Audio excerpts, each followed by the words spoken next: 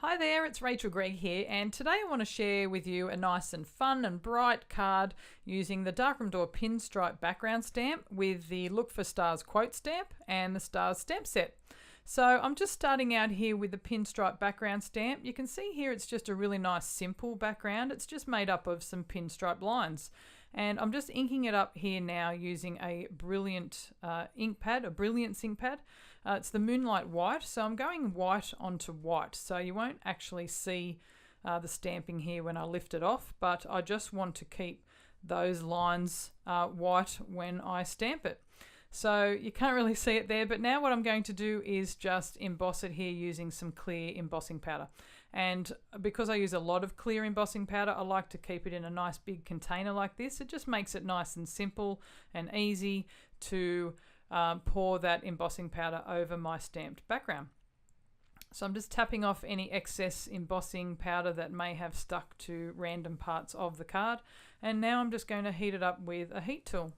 The pinstripe background, I wanted to keep a nice sort of simple background. Really the inspiration for it was to create a journaling lines background so I can stamp it into my journals and use them as journaling lines so I can write onto.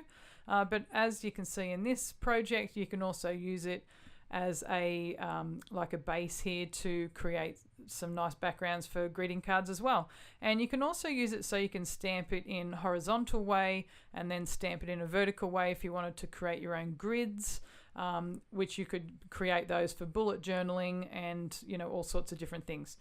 But for this card and for this background, I want to create a rainbow. What I've done is I have my embossed background and the lines there of the stamp are nice and raised and they're now permanent and they won't move anywhere. So that's a really good sort of like a little building a wall here for when I'm doing the watercoloring here with the distress inks. And so it should mean that I don't go out the lines, but it's watercolor, so anything could happen and the ink can actually bleed over the embossing. But if I stay nice and close and do it neatly, that you can usually stay within the lines. What I'm doing now is I have a range of distress inks. I just pulled out a rainbow of color of distress inks.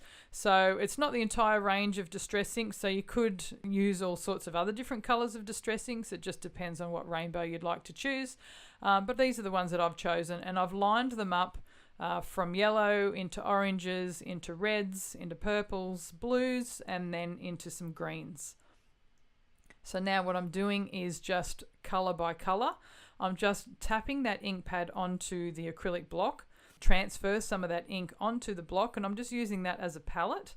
And then I just give the ink just a little spritz with water just to make that pool up a bit, so it's really easy to pick it up with the water brush. Now, the water brush that I'm using is a brush that's got a little belly in it which is filled with water. So it means then if you're squeezing the brush as I'm painting like that, it releases some of the water and it makes it really easy to create a watercolor look. So, but because the ink is already misted with water, I don't really need to squeeze the brush. There's already enough water in the tip of the brush just to create a really nice watercolor brush stroke. And obviously, depending on how much water I've misted onto the ink and how much water is on the tip of the pen or the brush, will depend on how much it sort of dilutes the ink, and it will make the ink a little bit lighter when I'm colouring in between those lines. So some of those ink colours are a little bit lighter than what I originally wanted them to be, but that's okay. You can just go over them a couple of times if you just wanted to make that colour intensity a little bit more intense. But I still like the graduation of the darks and the lights, and it just makes that background, nice and interesting. And in this card today, even though I'm using the mini distress ink pads, you could also use other water-based inks. So you could use the Wendy Vecchi Make Art ink pads. They're also a water-based ink. You could also use the Distress Oxides. They are a dye and a pigment-based ink pad, but they work also really well because they're water-based. They would just give you a more sort of opaque finish rather than the translucent distress inks. And you can also play with any other sort of water-based ink as well. So I've almost here finished my background, and now it's time here to stamp up the quote. So the quote that I'm using is the Look for Stars quote stamp, And this is just a really nice quote stamp. It obviously goes really well with our rainbow background because it mentions rainbows in the quote. And I also want to pair it up with some stars stamps as well. So I'm stamping it now here using the Archival Jet Black ink because I want the quote to stand out. But now that I've put it onto my background, I realise I want to add some more colour into the quote. So what I'm doing now is stamping up the quote again using some other different archival inks. So I'm using the Paradise Teal, which is that bluey colour at the top, and then I'm using the Vibrant Fuchsia down the bottom. But I don't want to use the entirety of that quote. I just want to use the main words. So I want to use the stars word and the rainbows word. So I'm just going to fussy cut around those words here, and I'll stick it over the top of that same word on the black stamped version of the quote. So I'm just placing it over there just to see how that looks, and I really like how that the pink there of the stars actually coincides with the pink areas of the rainbow background. So that looks really nice, and the same thing will happen here with the rainbows word. It'll be sort of the blue color or the Paradise Teal color, and then it will, you know, be alongside the blues in the rainbow background. So now I'm just going to adhere it over the top, just using some foam dots.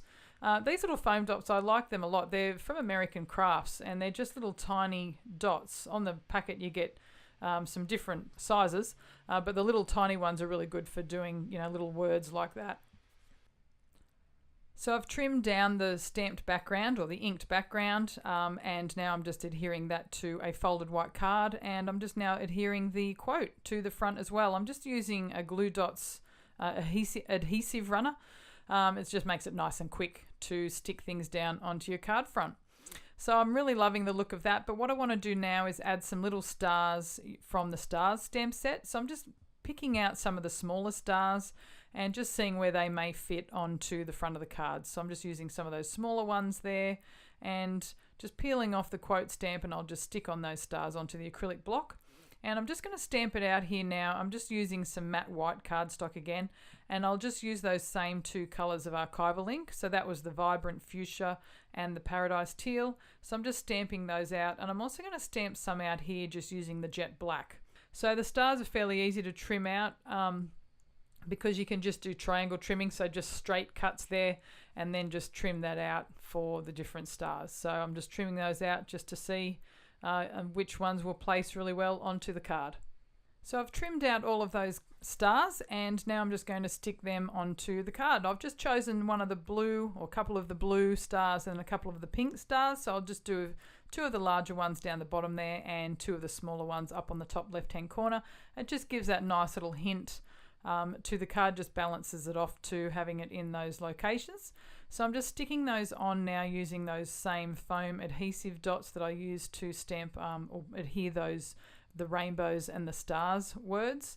And once I've put those on, my card's finished. So this is just one idea that you can do with the pinstripe background stamp and the stars, Look for Stars quote stamp. If you'd like more ideas, please check out the Darkroom Door blog at darkrooomdoor.com. Thanks so much for watching.